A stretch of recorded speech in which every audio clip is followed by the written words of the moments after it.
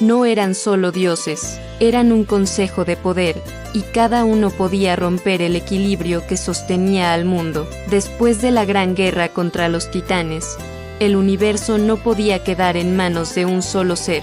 El poder absoluto ya había demostrado lo peligroso que era. Así nació el Consejo del Olimpo, los 12 dioses que gobernaban no por amistad, sino por necesidad.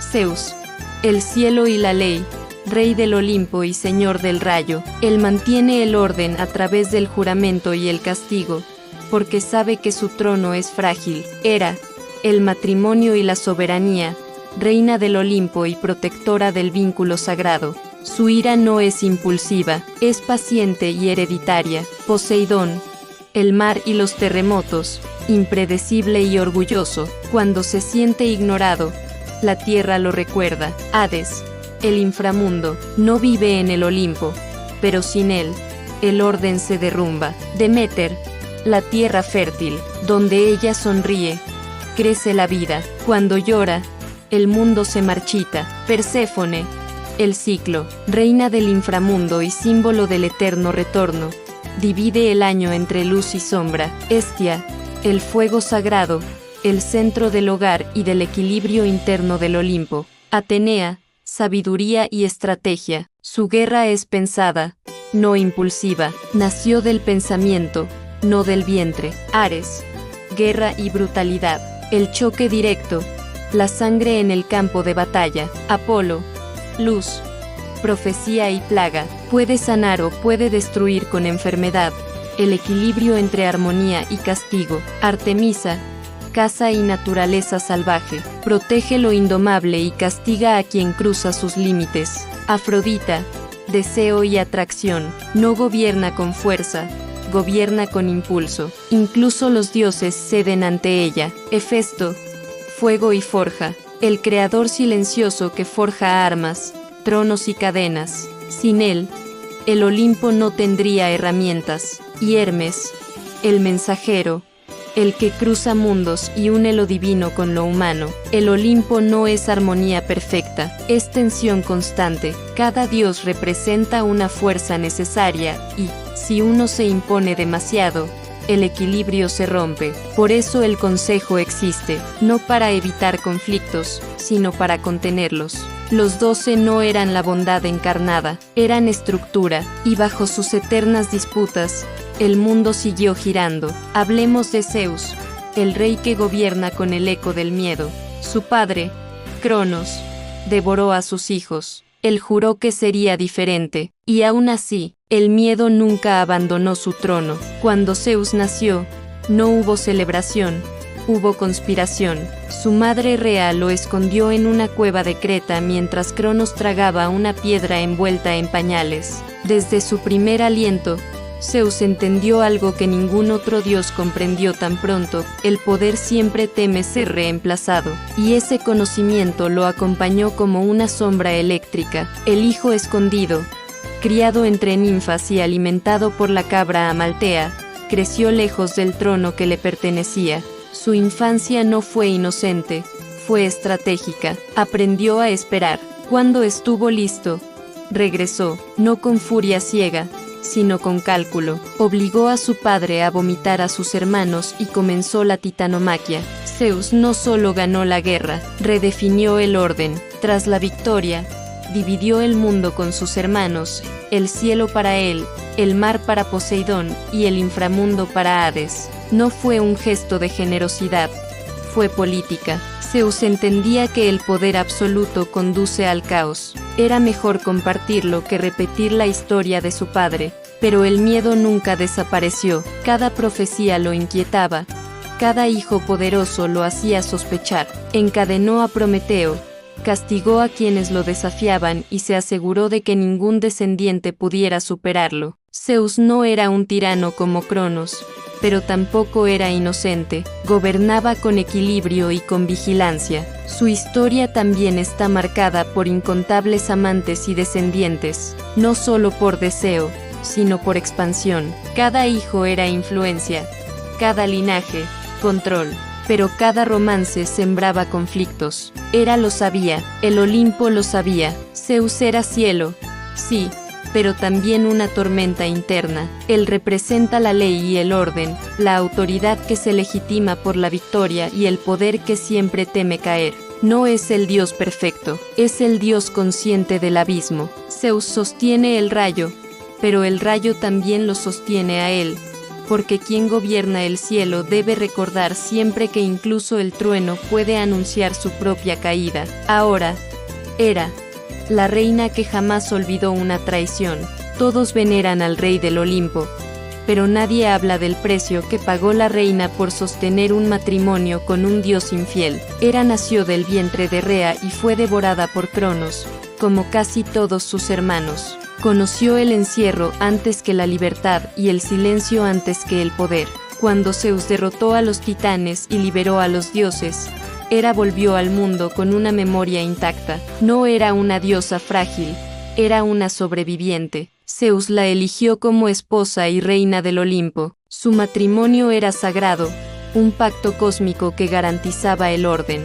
Hera era la guardiana de ese pacto, la diosa del matrimonio, de la unión legítima. Pero el rey del cielo rompía ese juramento una y otra vez. Cada amante de Zeus no solo era una traición personal, era una herida al orden que Hera protegía, y aún así, ella no podía destronarlo. El equilibrio del mundo no lo permitía, así que eligió otro camino. Castigó a quienes participaban en la ruptura del pacto, no por simples celos, sino por justicia a su manera. Convirtió reinas en bestias, sembró locura, impuso pruebas imposibles. Sus castigos no eran impulsivos, eran advertencias.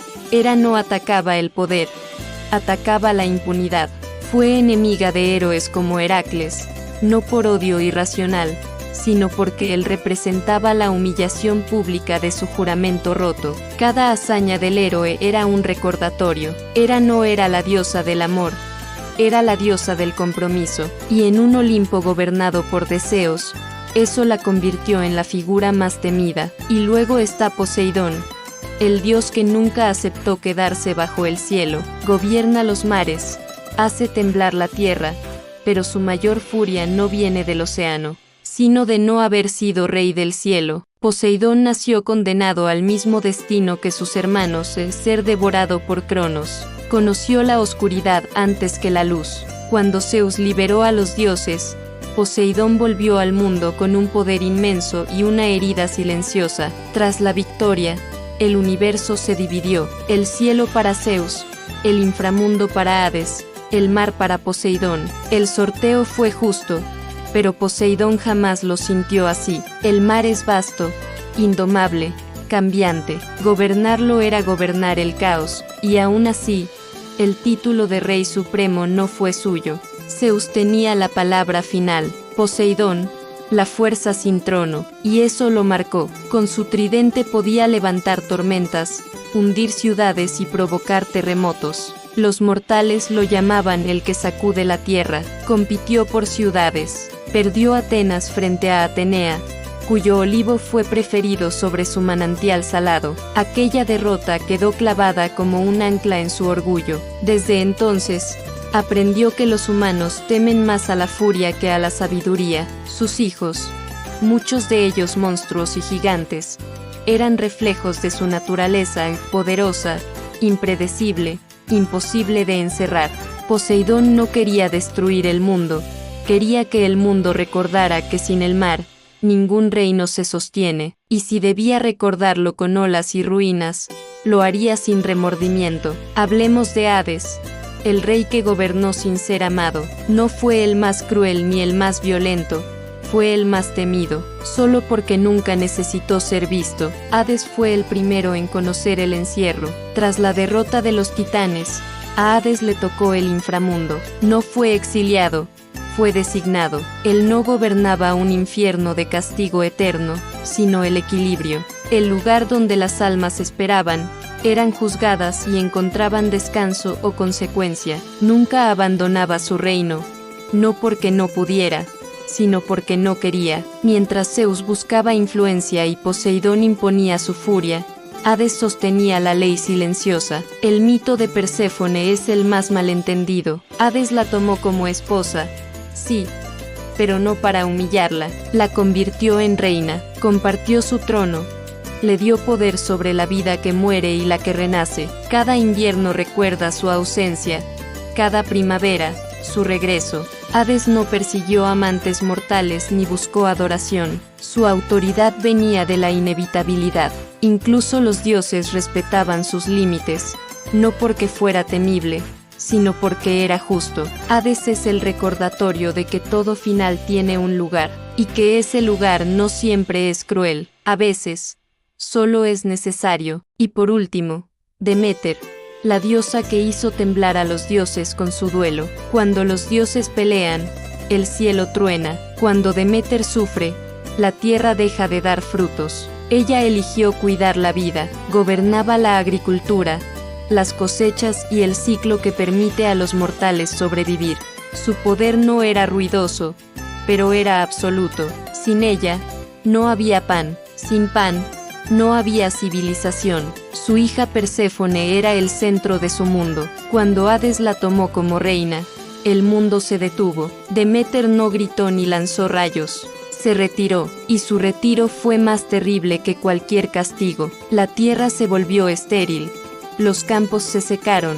Los humanos comenzaron a morir. Los dioses comprendieron demasiado tarde que habían subestimado a la diosa equivocada. Zeus tuvo que negociar. Sin mortales, no hay ofrendas. Sin ofrendas, los dioses se debilitan. El acuerdo fue inevitable. Perséfone pasaría parte del año con Hades y parte con su madre. Así nació el ciclo. Cuando la hija desciende, Deméter llora y el invierno cae. Cuando regresa, la tierra vuelve a florecer. Deméter no gobierna desde el trono, gobierna desde la raíz. Y por eso, incluso los dioses aprendieron a respetarla. Si quieres seguir explorando a los dioses desde su lado más humano, más profundo y más poderoso, suscríbete a Crónicas del Jaguar Nocturno, deja tu like, comenta y activa la campanita. Y dime, ¿Deméter fue una madre que perdió, o la diosa que obligó al Olimpo a negociar?